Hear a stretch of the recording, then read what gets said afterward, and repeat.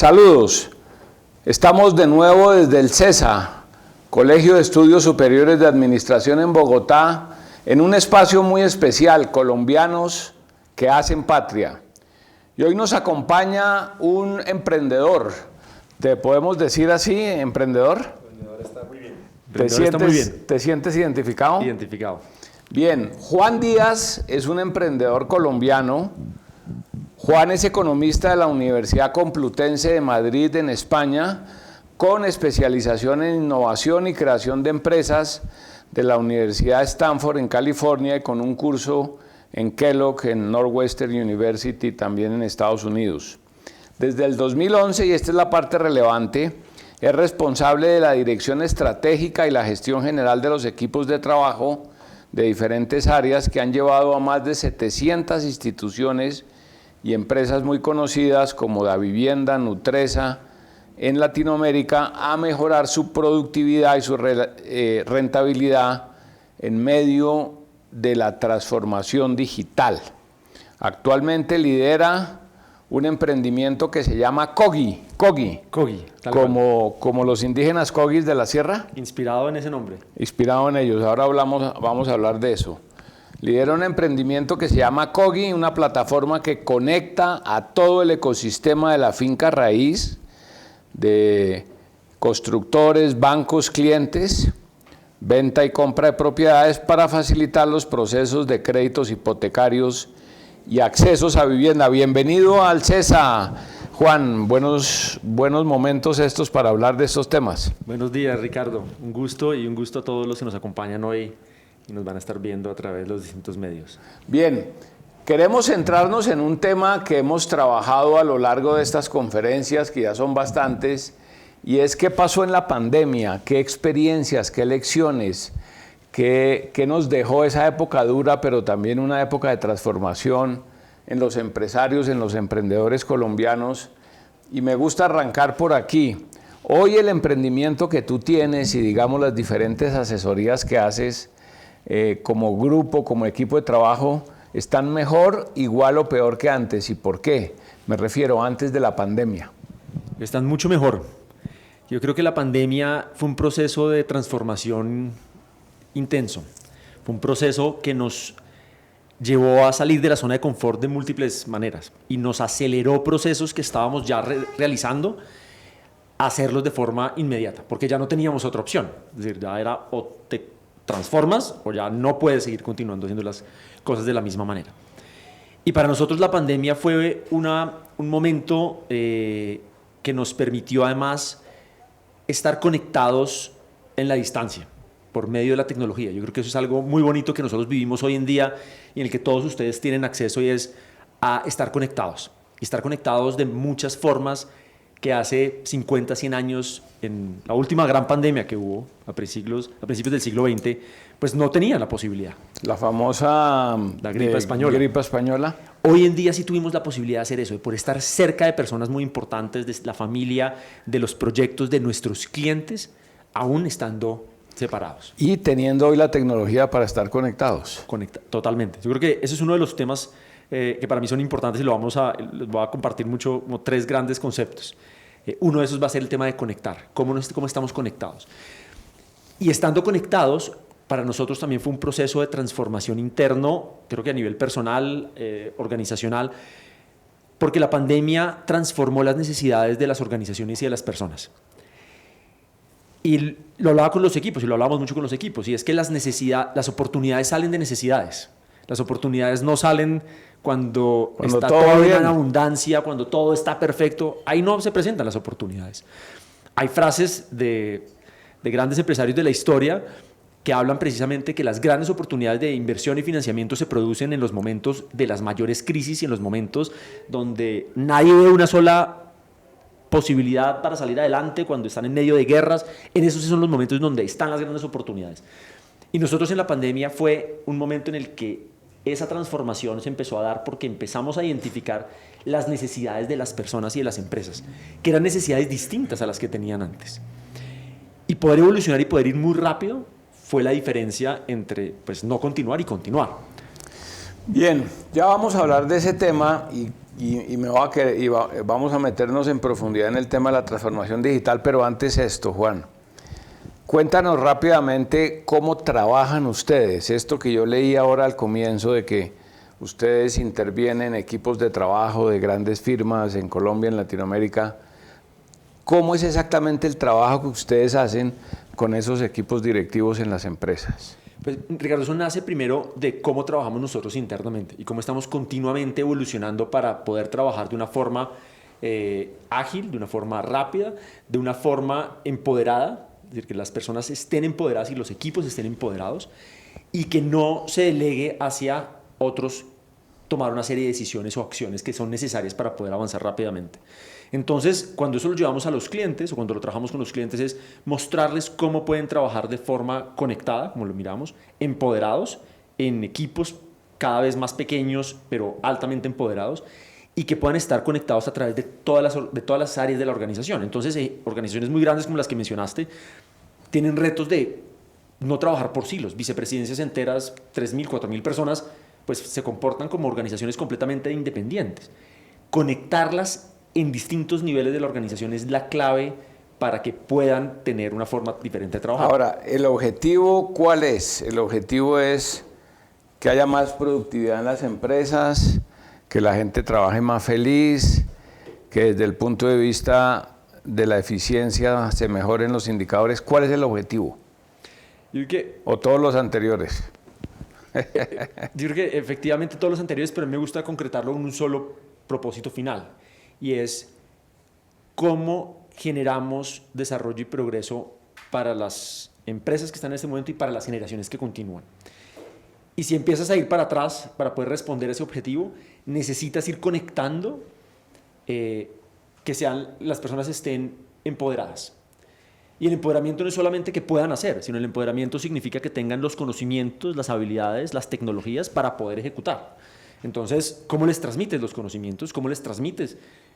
¿Cómo les entregas y los empoderas y les habilitas con tecnologías para que puedan estar empoderados? Porque si no, pues estar empoderados, pero estar trabajando con una máquina de escribir, pues va a ser muy difícil hoy en día, ¿verdad?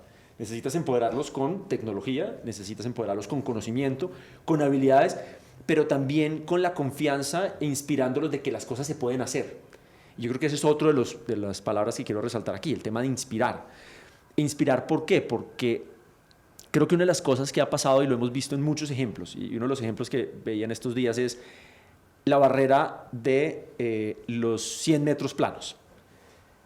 Durante muchos años el reto era bajarlo 12 segundos, los 100 metros planos. Y bajarlo después de 10 segundos. Y después una persona logró bajar de 12 segundos y en el siguiente año 10 personas lograron bajar de 12 segundos. Hoy está por debajo de 10. Después una persona bajó de 10 y ya 100 personas pudieron bajar de 10.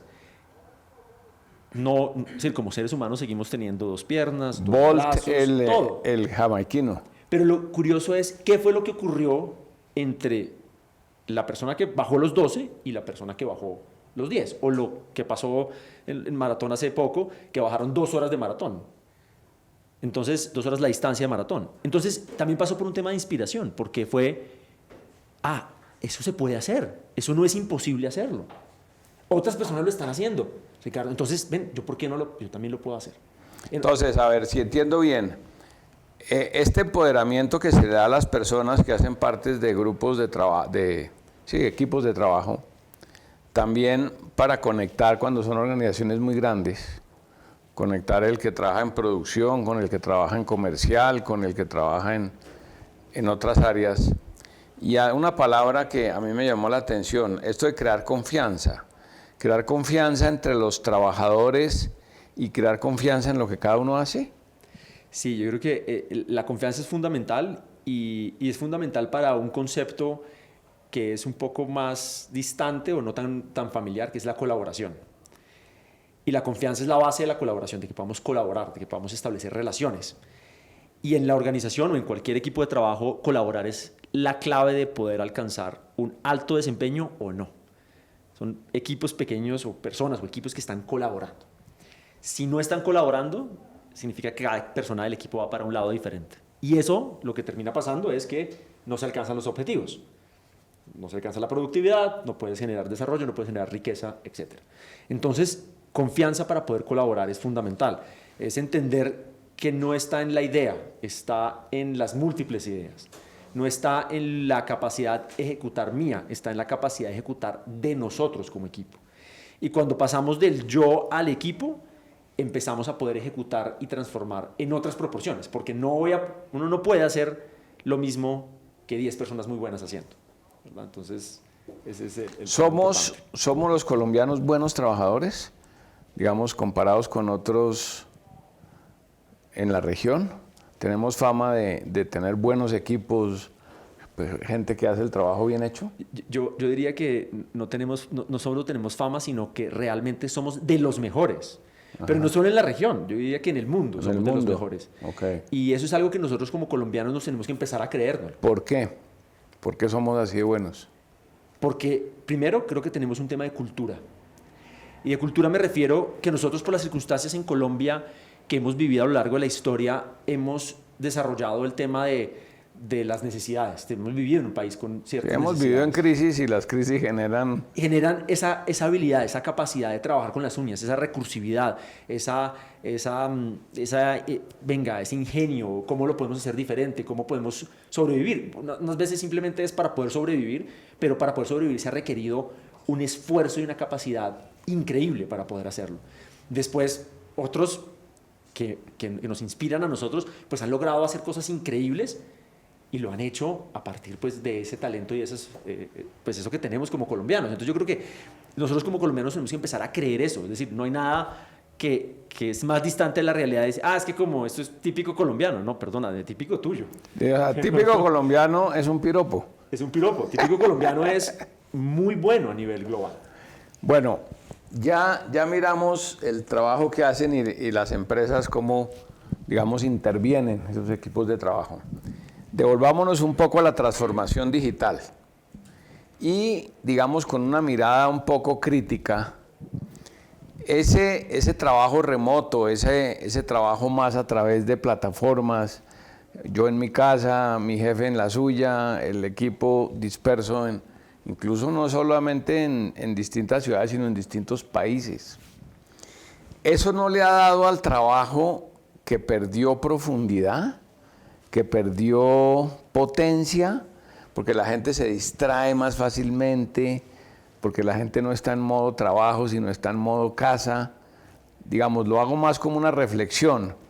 ¿Qué ventajas y qué desventajas va dejando hoy, digamos, ya un análisis del trabajo remoto y el trabajo a través de la virtualidad? Que hay veces ese modo confort de distracciones y demás, pues pueden ocurrir realmente en cualquier sitio. Y creo que lo hemos visto en grandes organizaciones y demás, pues personas viendo Netflix o viendo cosas personales desde la oficina. Vestido de aquí para arriba, de aquí para abajo en pero pantaloneta. No solo en la casa, es decir, yo creo que en la casa... Y con un whisky acá que no se veía, pero que en algún momento se ve. Pero mira que yo creo que el tema, la pregunta es más profunda, porque si el tema es la persona está en la casa haciendo algo que no es lo que está conectado con ese propósito y con esa misión, ¿por qué no lo está haciendo? Porque si no lo va a estar haciendo en la casa, tampoco lo va a estar haciendo en la oficina. Y en la oficina va a estar haciéndose que está en la oficina calentando silla. Sí, pero una reunión presencial hay más elementos de control del grupo. Entonces la pregunta es, que creo que nos tenemos que hacer es, si no estamos siendo controlados, ¿no estamos siendo productivos? Por eso, más como una reflexión. Es que yo creo que ahí donde la reflexión es tan interesante, lo que tú nos preguntas y nos compartes, es porque yo creo que hay que empezar a mirar esos otros puntos de vista. Y es, voy a poner un ejemplo, y es, cuando empezamos y viendo cómo trabajan otras empresas en el mundo y demás, empezamos a hacer cosas en la oficina muy diferentes. Y fue, pues, aquí no vamos a marcar tarjeta de que si llegas a una hora o no llegas a una hora. No, pero entonces nos estás robando tiempo. Pero es que aquí no estamos buscando que tú trabajes por un tiempo, por unos objetivos. Ok. Otro ejemplo. No, vamos a poner una estantería, cargadores, esferos, mouse, teclados. Pero ¿y cuál es el sistema de control para que la gente no se los robe? No, pero es que el problema es que si tú estás preocupado porque se te van a robar un mouse dentro de la oficina, pues hay un tema más importante que el mouse, que es Claro. la información, los clientes, es decir, cosas mucho más importantes que el mouse. Es decir, si tu preocupación es que se te van a robar el mouse, estás en serios problemas, amigo, porque se te están robando otra información. Y contarles, por ejemplo, recientemente nos pasó en la organización una persona que trabajando con nosotros se fue a trabajar a la competencia y estaba trabajando en las 2 compañías paralelamente por 2 meses. Caramba. Y obviamente dentro de un espacio de confianza, pues crees en la persona. No, es que voy a visitar a un cliente, perfecto, yo creo. Pero cuando empezamos a ver que no registras las oportunidades, que no haces las cosas y demás, los mismos sistemas nos empezaron a alertar y dijimos, aquí hay algo raro. Vimos y efectivamente pues estaba Llevaba a los clientes para la competencia. Pero el sistema de trazabilidad nos mostró todo eso y las auditorías nos mostraron todo lo que pasó. Cuando pasa esto, lo que le decimos al equipo de trabajo es, nosotros no vamos a cambiar nuestra cultura por una persona que se portó indebidamente. Lo que tenemos que hacer es seguir fortaleciéndola. Y que si ustedes empiezan a ver estos comportamientos, lo empecemos a identificar todavía más rápido. Porque no puede ser que la persona esté... O sea, la virtualidad llegó para quedarse en el trabajo. Yo creo que es un mix. Hay que sacar lo mejor de los dos mundos. Yo creo que el tema de hacer O limita, el tema del I construye. Entonces, ¿cómo estamos presencial y virtualmente? ¿Cómo hacemos cosas que nos hagan conectarnos como equipos y que los espacios donde estemos personalmente realmente sean muy significativos? Y después vamos a ejecutar desde donde cada persona sea más productiva. Entonces, por ejemplo, en la oficina la tenemos abierta y hay personas que van porque en su casa no se pueden concentrar también. Pero hay otras personas que dicen, no, yo me demoro 2 horas yendo a la oficina y volviendo, pues pierdo mucho tiempo, soy mucho menos productivo si tengo que ir a la oficina. Y nosotros llegamos a una conclusión y dijimos, no vamos a llegar a un modelo de 3 días aquí, 2 días allá, y la persona tratando, no, es que estos son los días de pico y placa. Es decir, empiezas a poner una serie de complicaciones al trabajo. Y es, vamos a organizarnos, unos 3, 4, una semana al mes presencial, y el resto cada uno ejecuta, desde donde le quede mejor. Hay personas que prefieren ir a la oficina, hay personas que prefieren ir al Starbucks, hay personas que prefieren quedarse en su casa, o hay personas que prefieren irse a la costa y trabajan desde la costa. Y al final no importa dónde. Bien, yo creo que es interesante, sobre todo para los estudiantes del CESA que están aquí de primer semestre. Hablemos un poco, Juan, de los emprendedores colombianos. ¿Cómo es ese panorama del emprendedor colombiano? ¿Tiene apoyos? ¿Es muy solitario? Cada vez es más frecuente que las personas que se gradúan, en vez de emplearse en una empresa con un contrato de trabajo, arranque independiente. ¿Cómo es ese panorama de los emprendedores hoy en Colombia? Y quiero contarles aquí una historia para responder tu pregunta, y es, cuando yo regreso de San Francisco de Stanford a Colombia, me invitan del Banco de Bogotá a hacer unas conferencias en distintas ciudades de Colombia, y llego a Quibdó, y voy a dar la conferencia en Quibdó.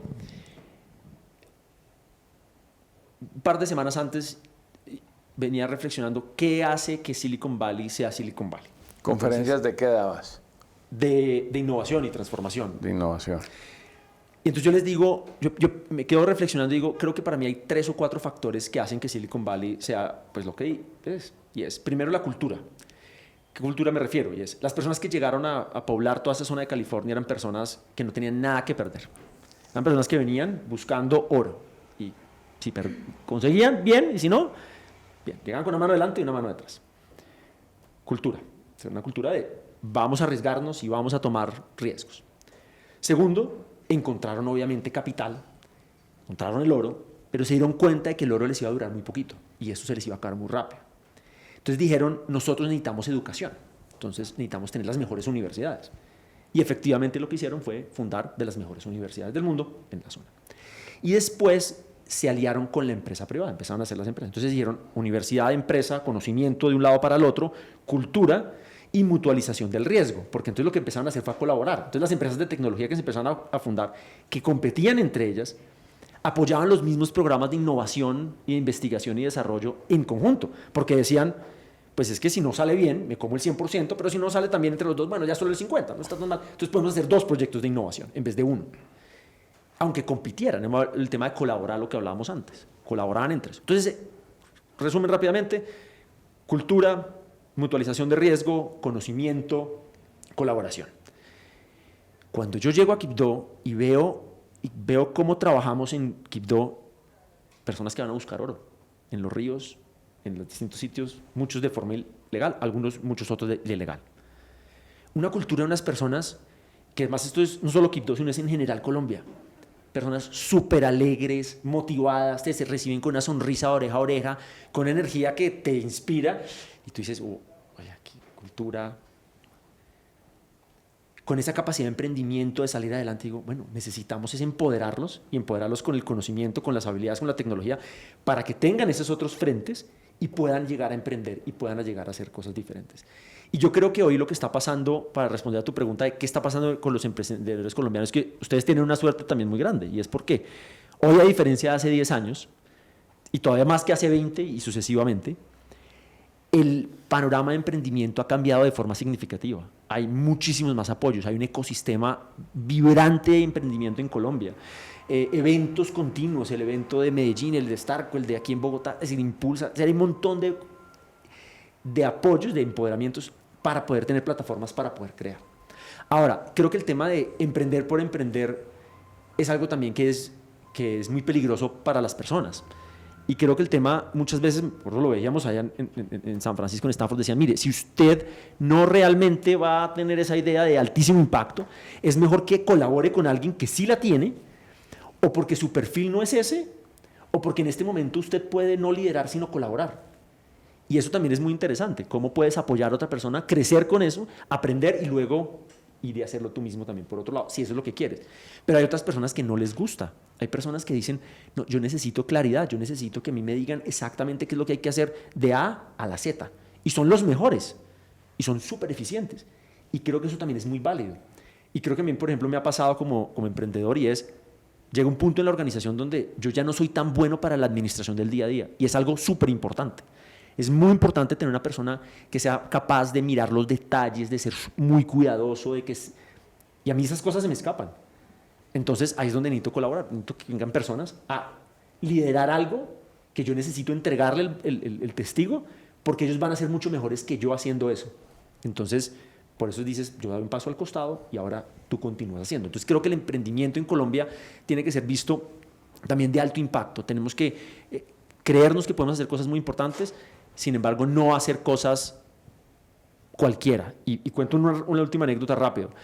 Tenía 19 años, yo me fui a estudiar a España, hice mi pregrado en España, y en unas vacaciones regreso y me voy a un sitio de artesanías a comprar unas artesanías, esto estamos hablando del 2001, para mantenerme allá y venderlas allá. Cuando mi papá me pregunta que qué estaba haciendo, que dónde estaba, tal, y le digo que estaba haciendo esto, comprando esas artesanías y demás, me da una de las lecciones más importantes y me dice, está muy bien que quieras vender artesanías, pero yo no estoy haciendo todo el esfuerzo que estoy haciendo, y todo en ese momento, porque en ese momento tuvieron que hacer un esfuerzo muy importante para poder enviarme allá, para que mi hijo se vaya a vender centavos, para que mi hijo se vaya a tener el impacto de vender cositas uno a uno. Si vas a hacer algo, tienes que hacer una cosa que realmente tenga un impacto significativo. Pero yo no puedo estar haciendo ese esfuerzo para que tú estés haciendo un escaloncito. Tienes que hacer una cosa realmente impactante. Y dije, esto es una lección importante. Porque ¿Y llevaste la artesanía? No las llevé, claramente. No me atreví a llevarlas después. Oye, siguiendo con este tema de emprendedores, ¿de dónde salen los emprendedores colombianos? ¿Salen de la universidad? ¿Salen del colegio y no van a la universidad? ¿Salen del desempleo? ¿De dónde salen? Nuevamente, yo creo que basándonos en datos y estadísticas, los medios han mostrado una cara de que el emprendedor es el que no estudió en la universidad o el que se retiró en la mitad y dejó tirado todo y demás. Hay algunos casos de esos muy exitosos, muy famosos, claramente sí. Pero les quiero decir que ese no es el porcentaje más grande de los emprendedores más exitosos en la historia de la humanidad. Es decir, no es eso es pues el 2 o el 3%. Es decir, solamente en temas de probabilidad, si uno quiere tener más probabilidad de éxito, es mejor que aprenda buenas metodologías, que se colabore bien, que se prepare bien, al mismo tiempo que puede emprender. No son excluyentes. Pero tú ves a Elon Musk no se retiró de la universidad, es una persona que tiene un pregrado en física, que tiene maestrías y que sabe muy bien cómo armar cohetes y sabe cómo armar los temas de ingeniería, no está improvisando en ese proceso. Y sucesivamente, pues, otros de los grandes emprendedores que hay en el mundo. Es decir, si tú lo miras, la lista del top 10, Larry y Sergey Brin de Google, son postdoctorados de Stanford en ingenierías avanzadas. Es decir, no se inventaron Google un día retirándose de la universidad. Es decir, hay uno, Steve Jobs salió de eso, sí, pero si uno mira el top 10 y mira lo que han hecho y las cosas que han hecho, son personas que se toman muy en serio la preparación y las cosas que están haciendo. Entonces, salen de todas partes, ¿sí? Mi recomendación es que hay que aprovechar al máximo estos espacios donde están. ¿Y el emprendedor colombiano tiene apoyos del Estado o es muy solitario? Cada vez hay más apoyos y creo que en los últimos años se han incrementado los apoyos a los emprendedores y se han incrementado a través desde subsidios, desde descuentos en beneficios tributarios hasta creando los ecosistemas de emprendimiento, promoviendo a través de Impulsa, de las cámaras de comercio, demás, se han promovido muchas cosas. Me acuerdo, hace 10, 15 años cuando empecé Da Vinci, pues habían muchos menos que lo que hay hoy en día. Sí, hay ya más grupos, ecosistemas, pero de colaboración entre ellos. No sé si con apoyos del... Pero yo creo que a nivel institucional se están dando. Obviamente siempre se puede hacer mejor y una de las cosas que estoy convencido es que la transformación del país como tal hacia los siguientes años tiene que cambiar. Si uno lo mira en épocas electorales, se vuelven a hablar de discusiones, y ustedes que estudian administración, yo que estudié historia económica, de discusiones de la industrialización del siglo XVI. Es decir, cómo se industrializaron los países en el siglo XV, XVI. Oiga, es decir, nosotros no podemos seguir ese mismo camino de crecimiento y desarrollo económico. Si hacemos eso mismo, pues nos desarrollaremos en 4 o 5 siglos o más, porque pues ya las diferencias van a ser muy grandes. Claro. Entonces tenemos que hacer temas en los cuales podamos llegar a través de formas diferentes, innovando de manera distinta, empoderando a las personas, inspirándolas que sí se pueden hacer cosas diferentes. Bueno, antes de dar aquí paso a preguntas de nuestro auditorio, un último tema o un tema adicional. Cuando uno se sienta a hablar de estos temas de la pandemia y siempre resalta el tema de la transformación digital, la virtualidad, eso. ¿Hay otro tema del mismo tamaño que haya ocurrido durante la pandemia a nivel de grandes procesos en las empresas o en los emprendedores? Cambios culturales. Sí, cambios culturales. Cambios culturales. ¿Qué es un cambio cultural? Un cambio cultural es cuando la forma como haces las cosas sin que nadie te diga que las tienes que hacer, las empiezas a realizar. Y un poco esa es un poco la conversación de si nadie te está mirando. Porque yo creo que el tema de la cultura, hay una definición rápida de cultura que es lo que tú haces cuando nadie te supervisa. Si tú te vas caminando, ves un papel aquí tirado en el pasillo, te levantas y lo recoges y lo metes en esa caneca. Eso cultura. Demuestra cultura de limpieza, de orden, de civismo. De lugar, de civismo. Y nadie te está diciendo, no tienes por qué levantarlo. Ningún parte dice que tú eres el encargado de levantar el papel. O si te lo encuentras en la calle, mejor todavía. Lo mismo creo que ha ocurrido en las organizaciones, porque es que ya nadie te está mirando. ¿Sí? Tú estás en tu casa, tú estás remoto, porque si no tenías otra opción. La pregunta es, ¿has cambiado esa cultura? Entonces, creo que las organizaciones, todos, estamos en esos procesos de transformación de cultura muy rápido. ¿Y hacia dónde va esa transformación? Yo creo que va hacia como 2 o 3 dimensiones. La primera, pues 2 o 3 líneas. La primera, los que se resisten a cambiar.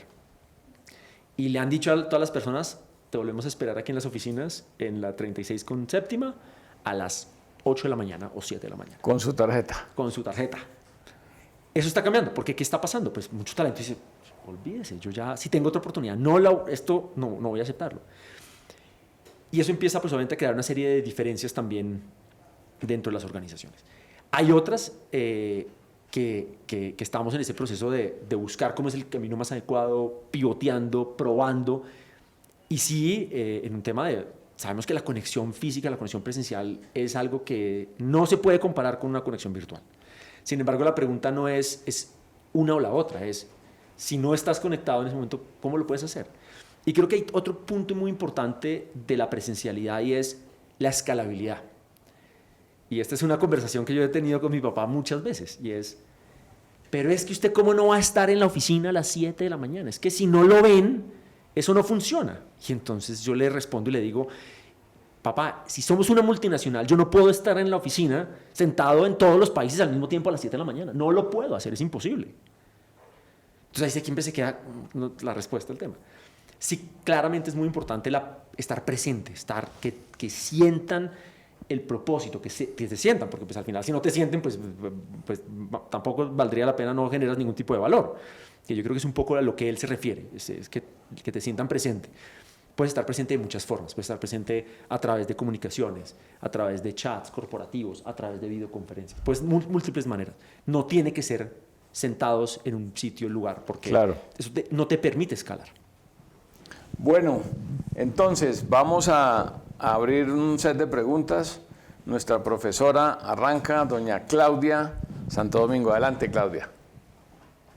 Bueno, gracias Ricardo y Juan por esta conversación, pero hemos hablado mucho de emprendimiento, empresa, por ahí escuché Da Vinci hace 15 años, pero hay creo que una nueva dinámica que se está moviendo mucho dentro de las organizaciones y es el intraemprendimiento. ¿Cómo lo ves tú, mi querido Juan? Y si este intraemprendimiento se ha vivido dentro de Da Vinci y qué ha pasado con eso. Gracias. Sí, yo creo que emprender dentro de organizaciones de todo tipo, desde startups hasta grandes organizaciones, tiene una serie de ventajas muy importantes, porque te permite identificar y validar de una forma controlada las necesidades del mercado, es decir, identificar y validar las necesidades de los clientes en el mercado. Entonces, en nuestro caso lo que ocurrió, un ejemplo muy parecido es eso, y es, venimos con todo un tema de transformación, tecnología de punta a través de múltiples plataformas de tecnología avanzada, y empezamos a conocer las necesidades del sector constructor, y empezamos a conocer las necesidades del sector financiero, y empezamos a conocer las necesidades de distintos sectores, y al mismo tiempo empezamos a sufrir en carne propia, por ejemplo, cómo pides un crédito hipotecario, y te toca ir banco por banco, o no puedes compararlos, o eso es muy complejo, hay muchos actores. Y cuando veíamos a nuestros clientes del sector construcción y veíamos los dolores que ellos tenían, y nos íbamos al financiero y empezamos a conectar. Y ahí creamos unos primeros prototipos. Y lo curioso es que nuestro primer prototipo de un intraemprendimiento fue una solución que le llevamos a un cliente, pues un prototipo que le llevamos a un cliente. Dijimos, oiga, creemos que para usted le puede hacer sentido desarrollar esto. Y el cliente nos dijo, no, en este momento no. Y nos quedamos internamente con el equipo diciendo, pero creemos que esto tiene sentido. Y hay un poco como, nuevamente el tema de la preparación, método científico. Dijimos, bueno, tenemos una hipótesis, creemos que esto funciona. ¿Qué hace uno eso? Pues la pone y la pone a prueba. Claro. Nos fuimos a probarla. ¿Y cómo la prueba? Preguntando. Entonces nos fuimos a donde un cliente del sector construcción, oiga, ¿esto a usted le haría sentido? Pero en una presentación de Google. Y el tipo, oiga, esto me haría sentido, ¿no? Esto me transformaría mi negocio. Usted no sabe el impacto que tendría. Eso pues pudo haber sido Mario, que estaba ahí, nos quiere un montón. Que es un amigo. Amigo, vamos a preguntarle a otro Ricardo, ¿qué te parece? Y esta vaina, sí. Pero dinos cuáles serían los... No, mire, yo necesitaría que le hicieran esto, esto y esto. Y así empezamos a colaborar con nuestros clientes, entendiendo las necesidades de ellos. Ellos nos ayudaron a nutrir esos primeros conceptos, esos primeros bosquejos de lo que es una idea. 14, 16 meses después, tenemos 55, 60 ya casi constructoras inmobiliarias montadas sobre Coggi, que es una plataforma que lanzamos dentro de Da Vinci, ya es una empresa independiente. Estas 55 constructoras representan el 30% del mercado de ventas de vivienda nueva en Colombia. Tenemos ya 8 entidades financieras conectadas, estamos a punto de tener ya la 9ª, Banco de Bogotá, BBVA, Itaú, Caja Social, Credifamiliar, de las más grandes ya están con nosotros trabajando.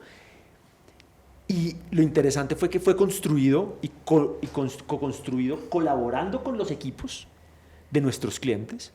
Y entonces ahí vienen esos 3 pilares que he querido como hablar a lo largo de la conversación. Y es, primero, conectándonos.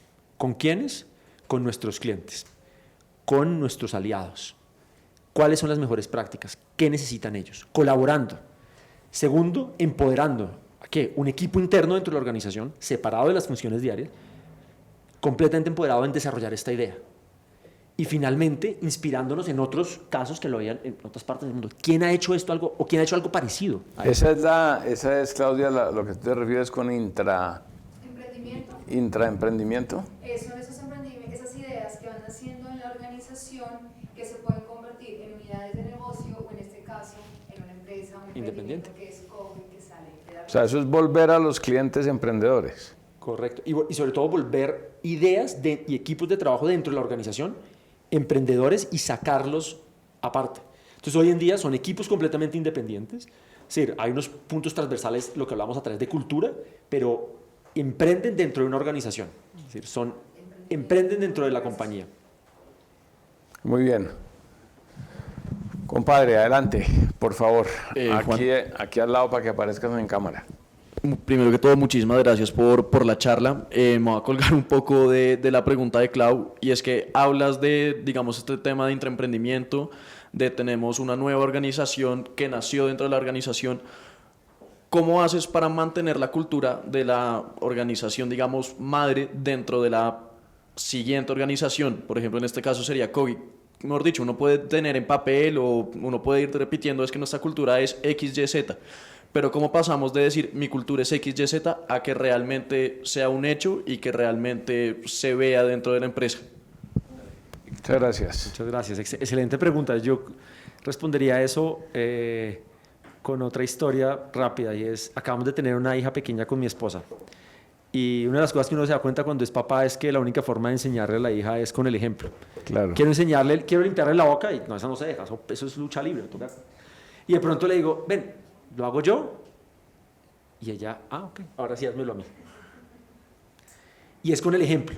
Entonces, para responder todo eso, es cómo llevas la cultura y la mantienes, es con el ejemplo, es demostrando con consistencia en situaciones como la anterior que les conté, cómo mantienes principios de ¿qué? De transparencia, de colaboración, de empoderamiento.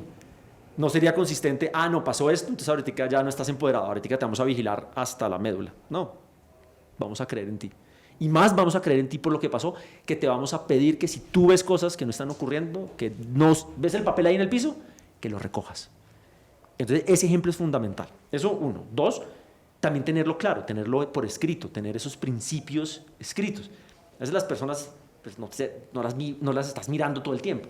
Sin embargo, es bueno tenerlo por escrito y buscar cada momento decirlo. Y cuando ya estás cansado de decirlo es cuando hay que empezar a decirlo, para mantener la cultura. Si no, se te empieza a diluir porque empieza a entrar una nueva persona que trae su propia cultura. Eso es cuando se vuelve costumbre. Y cuando se vuelve costumbre. Por favor, adelante.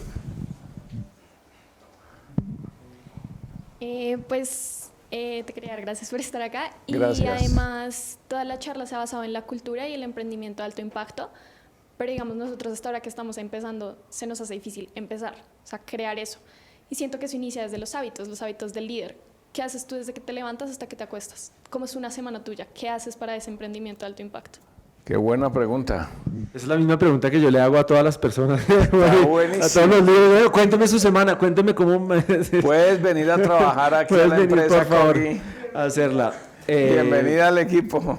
Es algo... ¿Cómo es tu nombre, perdona? Laura. Es algo, de verdad, Laura, de las cosas que más busco estar como consciente y pivoteando, es decir, aprendiendo todo el tiempo. ¿Por qué? Porque el día a día te consume. Y lo más importante es mantener ese foco en las cosas realmente importantes. Yo creo que la clave del éxito es mantener el foco. Y lo más importante que hay que hacerlo, y lo más difícil al mismo tiempo, es mantener ese foco, porque salen cosas que te van a distraer. Y hay veces que uno está más bajito de energía y entonces te empiezan a distraer. Entonces ya no vas a ser tan consistente o te vas a equivocar. Y poder hacerlo, eso necesita un proceso de introspección como líder y como persona muy profundo. Ahora les comparto, bajo esta tarde estoy haciendo en este momento el Executive MBA de Kellogg. Y lo que yo he visto hasta el momento es que es un curso de psicología para ejecutivos. Es decir, te dan en distintas materias y demás, pero es un curso de psicología. Eso todo el tiempo es preguntas. Y hablando con las personas y con las personas del programa nos dicen cómo reflexionas, cómo reflexiona sobre lo que estás haciendo. ¿Qué preguntas son las preguntas que te tienes que hacer? ¿Qué hábitos tienes que tener? ¿Cómo separas, como decía Laura, momentos del día, en la mañana, en el mediodía, en la tarde, para reflexionar? Hay una charla súper interesante que los invito a verse en TED de Jacqueline Novogratz, de un fondo de alto impacto que se llama Acumen. Es un fondo muy bonito, tiene un tema de impacto social precioso. Y ella en un libro... Catherine se llama ella. Jacqueline Novogratz. Ah, sí. Acumen se llama Acumen. Luego sí se los comparto. Y ella en el libro habla del tema, tiene un libro y habla mucho de esos hábitos y cómo ha creado unas rutinas, es decir, 5 o 20 minutos cada mañana, cada día, para reflexionar sobre su propósito, qué es lo que va a hacer en ese día. Ella está conectado con ese propósito que ella tiene, hace un punto de chequeo y control a la mitad del día y al final de la tarde. Y lo pone el ejemplo, ella a nivel pues, agnóstico, pero pone un ejemplo de los jesuitas y habla que los jesuitas tienen una práctica similar. Y después nos iban a hablar del discurso de liderazgo en Kellogg y nos decían exactamente lo mismo. Nos decían, los grandes líderes tienen una cosa en común y es todos hacen esos procesos de introspección y tienen esos hábitos muy ya estructurados, como tú dices, esas costumbres ya incorporadas. Me lavo los dientes y así como lavarse los dientes todas las mañanas, todos los días o en algún momento del día tienen esos espacios de introspección. Personalmente cuento que a mí me cuesta significativamente hacerlo. Lo hago, puede que no lo haga todos los días en la mañana, pero lo hago de forma consciente porque es algo que te permite empezar a mirar las cosas de una forma distinta. Pero voy a retomar la pregunta de Laura. ¿Qué hace usted un día? ¿Qué hace usted una semana? Me salí por la tangente, porque la pregunta es más difícil de responder. responder. echar el cuento de qué hacen otros. Entonces, y no qué hace usted. Voy a hacerlo como algunos ejemplos, como distintos bloques pueden cambiar, pero más o menos deben tener una serie de componentes similares. Y busco que tenga un componente de deporte, que para mí es muy importante, que me ayuda a soltar ideas, pensamientos y demás, a calmar la mente. O sea, 1 hora de ejercicio al día. O ejercicio, o meditación, Ajá. alguno de los dos. Si puedo hacer los dos, bueno, Sí, eso ya o los dos en uno. Sí, o los dos en uno a veces, pues eso ya es el día ideal, que tienes ahí todas las horas perfectas y demás. Si no, busques cualquier momento para hacerlo. Viniendo para acá, para el CESA, le digo al conductor, mire, dame espacio, me voy a desconectar, me pongo los audífonos y medito 10 minutos, ya, sí. Suficiente. Pero tiene un espacio de meditación, un espacio de deporte, que son espacios de introspección. Eso a lo largo de la semana busco que estén más o menos ahí conectados. Espacios con las personas que para ti son importantes también. Creo que eso a mí me recarga y te conecta mucho. Y además porque te lleva a dejar de pensar en ti, a ver cómo puedes llevarlo a pensar en otras personas, cómo puedes ayudarle a otras personas. Y después, organizar también muy bien en unos espacios puede que sea una vez a la semana o diariamente, cuáles son esos objetivos que tienes, esos propósitos que tienes y unos checklists para hacerlos. Y muchas veces lo que termina dándome cuenta es que cuando lo hago así, el checklist que lo veía súper largo lo termino antes de que se acabe la mañana. Y el resto de la tarde la puedes estar utilizando para otras conexiones con equipos, ver qué está pasando en el mercado y demás. Eso como componentes generales que deben estar a lo largo de la semana. Y de todo lo anterior, ¿qué consideras trabajo? ¿O todo es trabajo? O sea, ¿la meditación también es trabajo? Bueno, al revés, diría que todo es algo que disfrutas. Sí, de acuerdo, que impacta.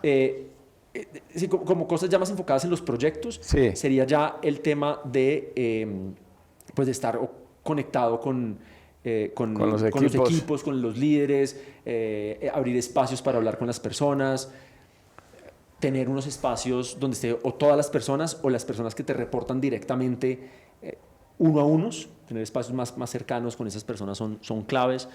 Entonces, el lunes pues podría ser levantarse muy temprano en la medida de lo posible, meditar o hacer ejercicio, desayunar un tiempo con la familia, coger primeras videoconferencias entre 8 y 8 y media de la mañana, entre 8 y 9 de la mañana. Y ahí arrancan videoconferencias, normalmente cuando es virtuales hasta el mediodía, 12, 12 y media. Si no puedo hacer el ejercicio en la mañana, a veces lo busco hacer el mediodía, almorzar y tipo 2 de la tarde volver a coger videoconferencias. O sea, es un día más bien equilibrado. Yo creo que el equilibrio es algo fundamental. Y además conforme vas teniendo más experiencia, creo yo que te vuelves mucho más eficiente con el tiempo. Y esa creo que es la gran diferencia de la experiencia no tenerla tanta, que cuando eres más joven gastas mucho tiempo de una forma que no es de tan alto impacto. Después cuando ya tienes una bebé de 1 año, quieres pasar tiempo con ella. Entonces ya no vas a echar 1 hora de reunión donde 45 minutos son carreta, no. Quieres sentarte, 5 minutos de conexión y pongámonos manos en la masa, ejecutemos y ya terminemos rápido. Y que tú te vayas a hacer deporte o a irte de fiesta y cada persona pues a lo que quiera. Pero creo que ese tema es importante también. Ahí sí nos contestó, ¿no, Laura? ¿Mejor? Ahí mejoró. Te comparto el calendario más fácil, yo creo que luego. El Google Calendar de qué se hace. Adelante. Gracias. Bueno, muchísimas gracias. Quería preguntarte algo. Tú hablabas de la transformación del ser y digamos como el ejemplo es esa base para poder llevarlos a otros. También de la transformación de las organizaciones a través de la colaboración. Digamos, ¿cómo podemos mantener todo eso para también enseñarle eso a la sociedad? Es decir, la organización, la empresa privada también liderando los procesos de transformación de la sociedad, desde el ser, desde la organización y pues para toda la sociedad. ¿Cómo lo ves tú? ¿Desde el ser? Muy buena. ¿Cómo es tu nombre? Santiago. Muchas gracias por la pregunta. Creo que en estos días estaba viéndome una de estas series de WeWork, que está en Apple TV, muy interesante, o estas series que hay de algunos emprendedores, y es muy interesante verlas para poder críticamente tomar los elementos que crees que son importantes e identificar claramente los que no quieres tomar y los que no quieres replicar. Y eso para responder a tu pregunta de cómo lo llevas a la sociedad, porque a través del ejemplo es la forma también de hacerlo, y es, pues si eres una persona en la que eres una mala persona, un mal líder, explotas a tu equipo, no estás preocupado por sus necesidades, pues eso es algo que se empieza a expandir. Cuando cambias y le das una forma de hacer las cosas es distinto. Y para mí una cosa que tú dices de cómo llevarlo a la sociedad es fundamental, y es que creo que la mejor forma de impactar la sociedad es que hagamos las cosas que cada uno de nosotros sabemos hacer bien para todas las personas que lo necesitan, no solo para unos que lo pueden pagar. ¿Sí? Y eso creo que es muy importante, porque nosotros tenemos un país de oportunidades en Colombia, es un país donde hay muchas necesidades y nuevamente están las oportunidades ahí. Es decir, voy a poner un ejemplo, si tuviésemos un país donde ya todo el mundo tiene casa y ya no hay nadie que venderle casas, pues no hay sentido poner una aplicación para vender créditos pues, para casas, pues sí, hay unas que se cambian, pero pues es un mercado muy pequeño. Nosotros en Colombia tenemos 18 millones de personas que tienen necesidades de vivienda adecuada. Eso es un problema social, eso es un problema significativo. Es uno de los problemas, pero no solo en Colombia, es en el mundo. Uno de los 11 objetivos de la ONU para el 2050, así como está el cambio climático, es el tema de vivienda adecuada. Claro. 3.000 millones de personas, según la ONU, tienen necesidades de vivienda adecuada para el 2050. Eso es 1 de cada 3 personas, y con una mayor proporción en Latinoamérica, donde vamos a tener temas que no va a ser 1 de cada 3, sino probablemente casi 2 o 1,5 de cada 3. Entonces, ¿cómo lo resolvemos? Y la forma de resolverlo es decididamente coger y emprender para hacer ese tipo de proyectos realidad. Hay personas que quieren transformar o que quieren, no están conformes con lo que está pasando en la sociedad y lo expresan y lo manifiestan de múltiples maneras. Hay unas que son muy válidas, otras que no lo son tanto. Yo personalmente he elegido a través de la empresa. ¿Por qué? Porque estoy convencido de que la empresa es la que realmente genera riqueza y desarrollo en los países. No son los gobiernos. Los gobiernos facilitan algunos temas y es bueno cuando tienes un gobierno que lo facilita. Sin embargo, pues cuando emprendían estos tipos en Silicon Valley, pues nadie les estaba dando subsidios, nadie les estaba ayudando, los del norte de Estados Unidos, del este, pues pensaban que estos tipos eran unos salvajes, incultos y no los querían, no los patrocinaban. Pero es que ese es el emprendimiento. Y por eso cuando me decías que si me identifico con emprendedor, me identifico por eso, porque es la persona que ve oportunidades en las necesidades, que ve el vaso, si el vaso está vacío, es una oportunidad de llenarlo, no está vacío. Claro. Es decir, está listo para que lo llenes. Ese es para mí, yo creo que la definición de emprender, de hacer cosas valientes, de tomar decisiones arriesgadas, de tomar temas en los cuales digas, pucha, hay una adrenalina que importante que vas a tener. Y sí creo que también es importante no emprender por eso, porque el nivel de exigencia que vas a requerir es un nivel distinto al que si quieres decir que también está muy válido. Mira, yo quiero hacer esto y yo soy muy bueno haciendo esto, pero a mí no quiero liderar un equipo de 20 personas. A mí eso no me hace feliz. Perfecto, buenísimo. Esto es válido también. Bueno, y cerramos por aquí, ¿no? ¿Quién quiere hacer una intervención? Yo. Aquí, adelante. Gracias.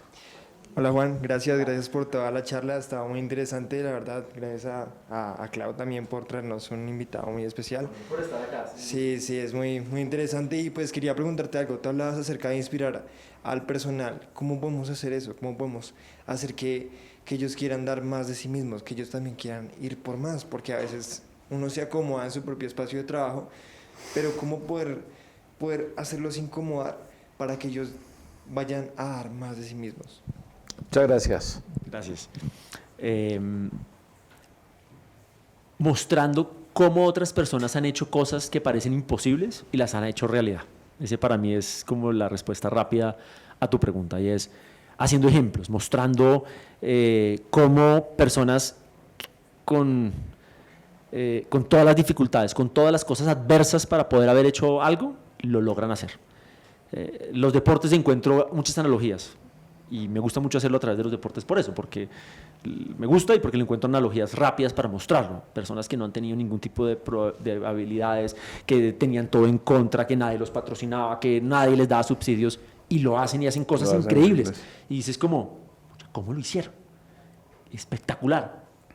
Y lo bonito, y yo creo que lo bonito del tema de cuando lo ves de forma generosa, es que si él lo hizo, pues también lo podemos hacer más personas. Y eso, cuando empiezas a verlo a nivel de competencia de tu empresa, empiezas a cambiar que la competencia en la empresa muchas veces se ve como si fuera un juego de un partido de fútbol. A los 90 minutos se acabó ya el partido, y el que ganó, ganó, y el que perdió, perdió, o empataron y listo, chao. Pero en la vida no es así. En la vida la empresa es algo que va a lo largo del tiempo, es infinito, no es un juego que se acabe. Claro. Y cuando cambias esa visión, empiezas a darte cuenta de que la inspiración se la puedes mostrar a las personas así. Podemos hacerlo. Puedes hacer cosas increíbles. Creo que también es importante como líder mostrarle a los equipos cómo lo puedes hacer paso a paso. Porque si pronto le dices vas a correr la maratón en menos de 2 horas y no has entrenado un día y mañana es la maratón, pues seguramente o la persona se lesiona, la revientas, la quemas, etc. Sin embargo, si le muestras cómo lo puedes ir haciendo, entrenando a lo largo del tiempo, y lo pueden llegar a hacer, entonces se vuelve algo pues que realmente conecta a la persona para sacarla de esa zona de confort, para sacarnos, y creo que no solamente hacia afuera, sino hacia adentro también. Muy bien. Bueno, mi querido, la profesora iba a intervenir, ¿algo más? No. Bueno, Juan, ha sido una charla fantástica desde el punto de vista de la innovación, de la cultura. Me quedó sonando mucho este proceso, que también ha sido, digamos, algo positivo que nos dejó dejemos de llamar la pandemia, que nos dejó este momento, digamos, en que todos tuvimos que cambiar, que transformarnos de alguna manera, no solo para sobrevivir, sino para aprovechar el momento. Estuvimos hoy con Juan Díaz desde el CESA, hablando de temas profundos de emprendimiento.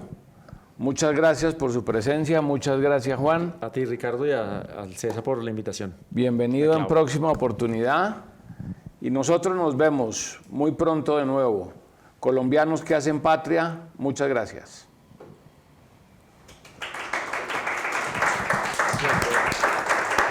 Padre. Un gusto. Muchas gracias a ustedes.